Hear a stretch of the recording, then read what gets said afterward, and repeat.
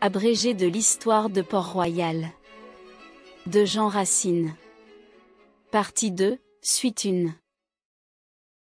Elle avoit passé tout l'hiver à Port-Royal des Champs, avec une santé fort faible et fort languissante, ne s'étant point bien rétablie d'une grande maladie qu'elle avoit eue l'été précédent. Il y avoit déjà du temps qu'elle exhortoit ses religieuses à se préparer par beaucoup de prières aux tribulations qu'elle prévoyoit qui leur dévoient arriver. On lui avoit pourtant écrit de Paris que les affaires s'adoucissoient, mais elle n'en avoit rien cru, et disoit toujours que le temps de la souffrance étoit arrivé. En effet, elle apprit dans la semaine de Pâques les résolutions qui avoient été prises contre ce monastère.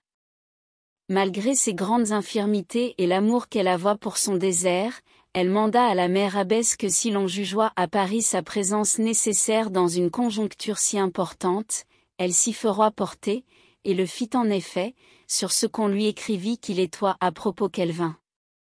Elle apprit en chemin que ce jour-là même le lieutenant civil étoit venu dans la maison de Paris, et les ordres qu'il y avoit apportés.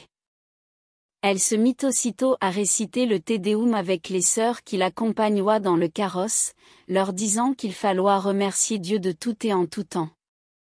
Elle arriva avec cette tranquillité dans la maison, et comme elle vit des religieuses qui pleuroient. « Quoi ? Dit-elle, mes filles, je pense qu'on pleure ici. Et où est votre foi ?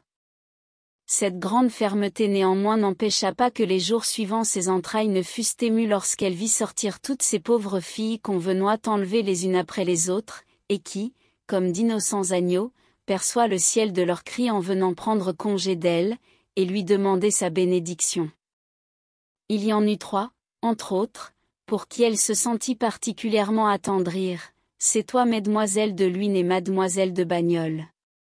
Elle les avoit élevées toutes 3 presque au sortir du berceau, et ne pouvoit oublier avec quel sentiment de piété leurs parents, qui avoient fait beaucoup de bien à la maison, les lui avoient autrefois recommandées pour en faire des offrandes dignes d'être consacrées à Dieu dans son monastère. Elles étoient sur le point d'y prendre l'habit, et attendoient ce jour avec beaucoup d'impatience. L'heure étant venue qu'il falloit qu'elle sortisse, la mère Angélique, qui sentit son cœur se déchirer à cette séparation, et que sa fermeté commençoit à s'ébranler, tout à coup s'adressa à Dieu pour le prier de la soutenir, et prit la résolution de les mener elle-même à la porte, où leurs parents les attendoient. Elle les leur remit entre les mains avec tant de marques de constance, que Madame de Chevreuse, qui venoit quérir Mesdemoiselles de Luynes, ne put s'empêcher de lui faire compliment sur son grand courage. « Madame » lui dit la mère d'un ton qui acheva de la remplir d'admiration. « Tandis que Dieu sera Dieu, j'espérerai en lui, et ne perdrai point courage. » Ensuite, s'adressant à Mademoiselle de Luynes l'aînée, qui fondoit en larmes. « Allez, ma fille, » lui dit-elle. « Espérez en Dieu, et mettez en lui votre confiance. Nous nous reverrons ailleurs, où il ne sera plus au pouvoir des hommes de nous séparer. Mais dans tous ces combats de la foi et de la nature, à mesure que la foi prenoit le dessus, à mesure aussi la nature tomboit dans l'accablement, et l'on s'aperçut bientôt que sa santé dépérissoit à vue d'œil. Ajoutez à tous ces déchirements de cœur le mouvement continuel qu'il falloit qu'elle se donnât dans ce temps de trouble et d'agitation, étant obligée à toute heure, tantôt d'aller au parloir, tantôt d'écrire des lettres, soit pour demander conseil, soit pour en donner. Il n'y avoit point de jour qu'elle ne reçût des lettres des religieuses des Champs, chez qui il se passoit les mêmes choses qu'à Paris, et qui n'avoient recours qu'à elle dans tout ce qui leur arrivoit. Elle étoit de toutes les processions qu'on faisoit alors pour implorer la miséricorde de Dieu. La dernière où elle assista, ce fut à celle que l'on fit pour les 7 novices, afin qu'il plût à Dieu d'exaucer les prières qu'elle lui faisoit pour demeurer dans la maison.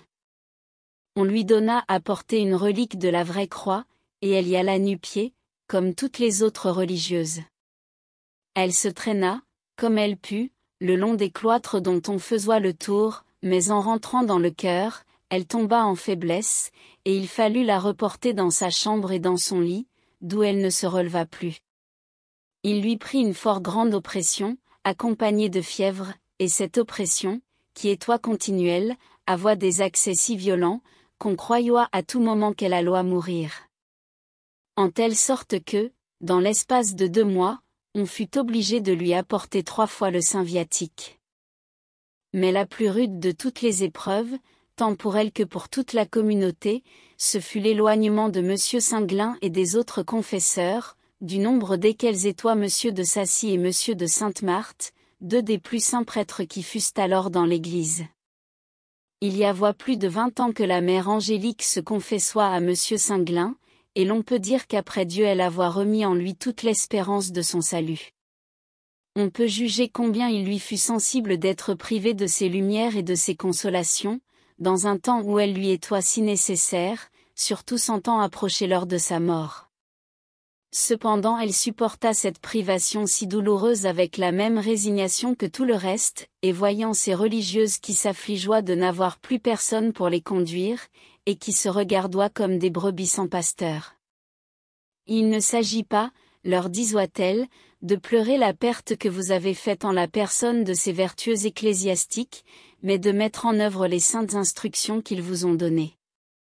Croyez-moi, mes filles, nous avions besoin de toutes les humiliations que Dieu nous envoie. Il n'y avoit point de maison en France plus comblée des biens spirituels que la nôtre, ni où il y eut plus de connaissance de la vérité. Mais il eût été dangereux pour nous de demeurer plus longtemps dans notre abondance. Et si Dieu ne nous eût abaissés, nous serions peut-être tombés. Les hommes ne savent pas pourquoi ils font les choses, mais Dieu, qui se sert d'eux, sait ce qu'il nous faut. Mais tous ces sentiments, dont son cœur étoit si rempli, paroîtront encore mieux dans une lettre qu'elle écrivit alors à un des amis de la maison, très vivement touché de tout ce qui se passoit. Voici cette lettre. Enfin, monsieur, Dieu nous a dépouillés de pères, de sœurs et d'enfants, son saint nom soit béni. La douleur est séant, mais la paix y est aussi dans une soumission entière à sa divine volonté. Nous sommes persuadés que cette visite est une grande miséricorde de Dieu sur nous, et qu'elle nous étoit absolument nécessaire pour nous purifier et nous disposer à faire un saint usage de ces grâces, que nous avons reçues avec tant d'abondance. Car, croyez-moi, si Dieu daigne avoir sur nous de plus grands desseins de miséricorde, la persécution ira plus avant. Humilions-nous de tout notre cœur pour nous rendre dignes de ces faveurs si véritables et si inconnues aux hommes. Pour vous, je vous supplie d'être le plus solitaire que vous pourrez, et de parler fort peu, surtout de nous. Ne racontez point ce qui se passe, si l'on ne vous en parle. Écoutez, et répondez le moins que vous pourrez. Souvenez-vous de cette excellente remarque de Monsieur de Saint-Cyran, que l'Évangile et la Passion de Jésus-Christ est écrite dans une très grande simplicité et sans aucune exagération. L'orgueil, la vanité, l'amour-propre se mêlent partout, et puisque Dieu nous a unis par sa sainte charité, il faut que nous le servions dans l'humilité. Le plus grand fruit de la persécution, c'est l'humiliation, et l'humilité se conserve dans le silence. Gardons-le donc au pied de notre Seigneur, et attendons de sa bonté notre force et notre soutien. C'est dans ce même esprit qu'elle répondit un jour à quelques sœurs, qui lui demandoient ce qu'elles pensoient qu'elles deviendroient toutes, et si on ne leur rendroit point leurs novices et leurs pensionnaires. Mes filles, ne vous tourmentez point de tout cela. Je ne suis pas en peine si on vous rendra vos novices et vos pensionnaires, mais je suis en peine si l'esprit de la retraite, de la simplicité et de la pauvreté se conservera parmi vous. Pourvu que ces choses subsistent, moquez-vous de tout le reste. Il n'y avoit presque point de jour qu'on ne lui vînt annoncer quelque nouvelle affligeante. Tantôt on lui disoit que le lieutenant civil étoit dans la clôture avec des maçons pour faire murer jusqu'aux portes-parts où entroient les charrois pour les nécessités du jardin et de la maison. Tantôt que ce même magistrat faisoit, avec des archers, des perquisitions dans les maisons voisines, pour voir si quelques-uns des confesseurs n'y seraient point cachés. Une autre fois, qu'on viendroit enlever et disperser toutes les religieuses. Mais elle demeuroit toujours dans le calme, ne permettant jamais qu'on se plaignît même des jésuites, et disant toujours: Prions Dieu pour eux et pour nous.